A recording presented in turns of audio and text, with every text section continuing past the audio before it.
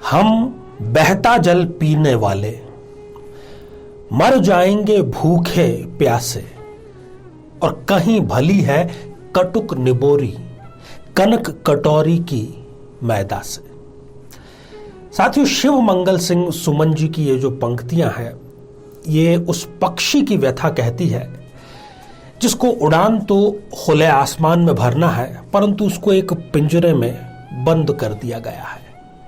चाहे फिर वो पिंजरा सोने का ही क्यों न हो, वो तड़प तड़प कर उसमें अपनी जान दे देगा। ऐसी ही और ठीक ऐसी ही व्यथा उन लोगों की होती है जिनके अंदर अपने स्वयं का व्यवसाय, अपना जॉब, अपना स्वतंत्र कुछ कार्य करने की मंशा होती है, इच्छा होती है, रुचि भी होती है, परंतु उनको मजबूरी में जॉब करना पड़ता है। जिम्मेदारियों का बोझ बहुत जल्दी उन पर आ जाता है और फिर वो जॉब में ही बंद करके रह जाते हैं, जबकि उनका जो व्यक्तित्व है वो गुलामी करने का, नौकरी करने का, किसी के आदेश मानने का बिल्कुल नहीं होता। साथियों, इस एपिसोड में और इस श्रृंखला में हम इसी दुविधा को दूर करने का प्रयास कर रहे हैं। यदि आपने अपने लग्न से संबंधित एपिसोड नहीं देखा है, अपने बच्चों के लग्न से संबंधित एपिसोड नहीं देखा है, तो यहां आई बटन में हम उसका लिंक प्रोवाइड करा रहे हैं, क्योंकि प्रश्न भविष्य का है। इस एपिसोड में हम चर्चा करेंगे कि यदि आपकी जन्म पत्रिका कन्या लग्न की है तो क्या आप जॉब करने के लिए पैदा हुए हैं, या फिर आप अपना बिजनेस करने के लिए पैदा हुए हैं। आपको जो सफलता मिलेगी वो किताबें पढ़ के, डिग्रियां प्राप्त करके मिलेगी, या फिर अपनी मेहनत के बलबूते पर मिलेगी। ये सारे उत्तर आपको मिलने वाले हैं आज इस एपिसोड में। अपनी जन्म पत्रिका खोल करके आप बैठ जाइए। साथियों, इस पर हम विस्तार से चर्चा करें इससे पहले एक बेहद जरूरी सूचना कि हम हमारे प्रत्येक एपिसोड के अंत में किसी न किसी जातक के प्रश्न का उत्तर देते हैं, और ये प्रश्न हमें प्राप्त होते हैं आप लोगों के ही द्वारा YouTube कमेंट के माध्यम से। जब भी आप अपना कमेंट लिखना चाहें, उससे ठीक पहले आपको लिखना है #आचार्य चंद्रकांत। इसके बाद में आप अपना प्रश्न पूछिए, और साथ ही इसी एपिसोड से संबंधित एक प्रश्न इसी एपिसोड के अंत में आपसे पूछा जाएगा, उसका सही उत्तर साथ में लिखना बेहद जरूरी है। आजकल चारों तरफ आप एक बात सुनते होंगे, रुचि, इंटरेस्ट। जिसमें रुचि है, जिसमें इंटरेस्ट है, उसी में हमें करियर बनाना चाहिए। परंतु साथियों, रुचि को लेकर के एक और बात बड़ी पुख्ता तौर पर कही जा सकती है कि यह समय के अनुसार बदलती भी है, पर हम समय के अनुसार अपना व्यवसाय तो नहीं बदल सकते। जन्म कुंडली के माध्यम से हम जरूर ये देख सकते हैं, ये जान सकते हैं कि हमें कौन सा करियर अपनाना चाहिए। साथियों, पंचम भाव से, जो कि 5th भाव है, उससे हम शिक्षा का स्तर जान सकते हैं। परंतु यदि हमें उच्च शिक्षा की चर्चा करनी है, यदि हमें उच्च शिक्षा के माध्यम से बहुत अच्छी जॉब हम प्राप्त कर पाएंगे, नहीं कर पाएंगे, अपना बिजनेस स्टार्ट कर पाएंगे, नहीं कर पाएंगे उच्च शिक्षा के माध्यम से, तो हमें 9वें भाव को जरूर देखना होगा। तो आइए साथियों, बिना किसी देरी किए हम कन्या लग्न की एक जन्म पत्रिका पर दृष्टिपात करते हैं। लग्न में ही आप देख रहे हैं कि 6 नंबर का अंक लिखा है, इसलिए यह जन्म पत्रिका हो गई कन्या लग्न की जन्म पत्रिका। अब जैसा कि कन्या लग्न के जातक की एक सबसे बड़ी विशेषता होती है कि ये किसी के भी प्रभाव में बहुत जल्दी आ जाता है। तो ये जब करियर का डिसीजन ले रहे होते हैं, तब भी ये किसी न किसी के प्रभाव में आकर के लेते हैं। हालांकि ये बात अलग है कि इनको बाद में इसका पछतावा जरूर होता है। तो सबसे पहले मैं अभी कुछ उन बिंदुओं की चर्चा कर रहा हूं जो यदि आपकी जन्म पत्रिका में या आपके परिवार के किसी भी बच्चे की जन्म पत्रिका में है, तो उसको पढ़ाई जरूर करना चाहिए, दिल लगा करके पढ़ाई करनी चाहिए, क्योंकि वो पढ़ाई के माध्यम से ही एक श्रेष्ठ स्थान और शिखर अवश्य प्राप्त करेगा।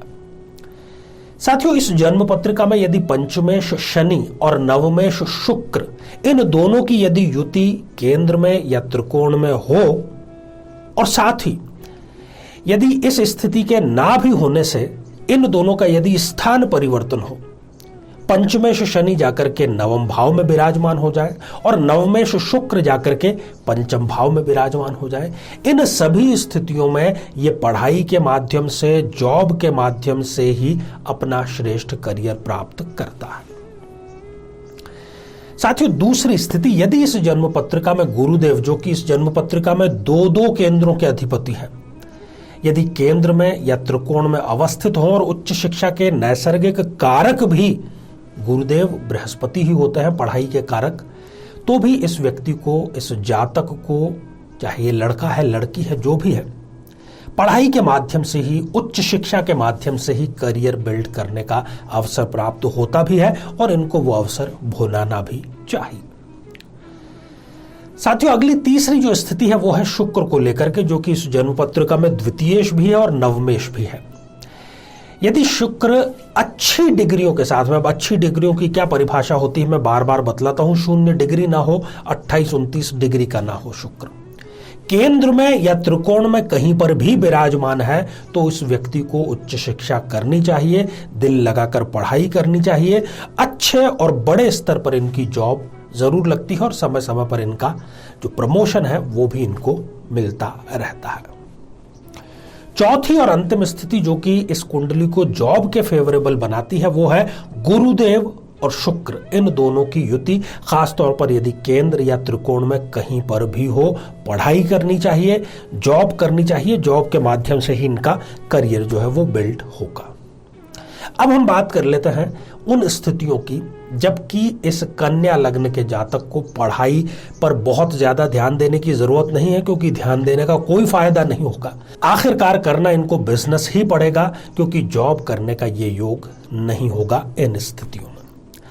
साथियों, सबसे पहली स्थिति पंचमस्थ शनि यदि है, यदि पंचम भाव में ही शनि विराजमान है और बुध देव जो कि लग्नेश है इस जन्म पत्रिका में, वो सप्तम में, 11वें भाव में या फिर द्वितीय भाव में, इन तीनों में से कहीं पर भी विराजमान है, शनिदेव पूर्ण दृष्टि से उसको देख रहे हैं और वो इनको पढ़ाई किसी भी कीमत पर नहीं करने देंगे, इसलिए इनको बिजनेस की तरफ ही अपना रुख लेकर के जाना चाहिए। साथियों, दूसरी स्थिति भी पंचमेश शनि को लेकर के ही है। यदि पंचमेश शनि 8वें या 12वें भाव में हो जाए, इन दोनों त्रिक भावों में से कहीं पर भी शनिदेव हैं, तब भी इस जातक को वो पढ़ाई नहीं करने देंगे और पढ़ाई नहीं बल्कि अपनी मेहनत के, अपने दिमाग के बलबूते पर ही ये बिजनेस भी स्थापित करते हैं और उस बिजनेस को अच्छे से रन भी करके शिखर तक लेकर के जाते हैं। साथियों, इस जन्म पत्रिका में पंचमेश शनि यदि अस्त है, सूर्य के साथ में जाकर के यदि कहीं पर भी किसी भी भाव में विराजमान हो गए, तब भी ये कुंडली पढ़ाई करने के लिए नहीं बनी है। इस बच्चे पर बहुत ज्यादा पढ़ाई के लिए प्रेशर देना इसके ऊपर अत्याचार करने जैसा है। सही समय पर इनको बिजनेस में प्रवेश कर लेना चाहिए। साथियों, चौथी और अंतिम स्थिति जो है वो है नवमेश शुक्र को लेकर के। शुक्र यदि इस जन्म पत्रिका के त्रिक भावों में है, 6ठे में, 8वें में या 12वें में, तब भी वो इस व्यक्ति को पढ़ाई नहीं करने देगा और इनको भी सही समय पर सही बिजनेस में आ जाना चाहिए। तो साथियों, ये स्थितियां जो है ये आपको निर्णय लेने में बहुत बहुत बहुत मददगार साबित होगी। अनुभव सिद्ध है और शोध परख है, इसलिए आप इन पर आंख मूंद करके विश्वास कर सकते हैं। जो स्थितियां हमने आज चर्चा के दौरान आपको बतलाई हैं, उनमें यदि कोई ग्रह 0 डिग्री का या 28-29 जैसी अंतिम डिग्रियों का हो, तब फिर ये योग जो कि बतलाए हैं वो फलीभूत वहां पर नहीं होंगे। तो आइए साथियों, अब हम बढ़ते हैं आज के हमारे कमेंट के चरण की ओर। साथियों, आज हमने कमेंट शामिल किया है कनक जी का, जो कि उन्होंने लिखा है मुरादाबाद उत्तर प्रदेश से, और आपने पूछा है कि क्या लव मैरिज का योग है, क्या लव मैरिज आपकी होगी या नहीं होगी। बिल्कुल होगी कनक जी। राहु और शुक्र इन दोनों का दृष्टि संबंध आपकी जन्म पत्रिका में है और गुरु भी आपके लिए फेवरेबल स्थिति में है, त्रिकोण का अधिपति होकर के लग्न में विराजमान है। लव मैरिज होगी, सफल भी होगी, बहुत अच्छी संभावना है, फिर भी कुंडली मिलान आप अवश्य करिएगा। तो आइए साथियों, अब आज का बेहद ही आसान सा प्रश्न। आज हमने कन्या लग्न की चर्चा की, तो कन्या लग्न में लग्नेश कौन सा ग्रह होता है। साथियों, आप सभी स्वस्थ, समृद्ध और शांतिपूर्वक जीवन व्यतीत करें। नमस्कार।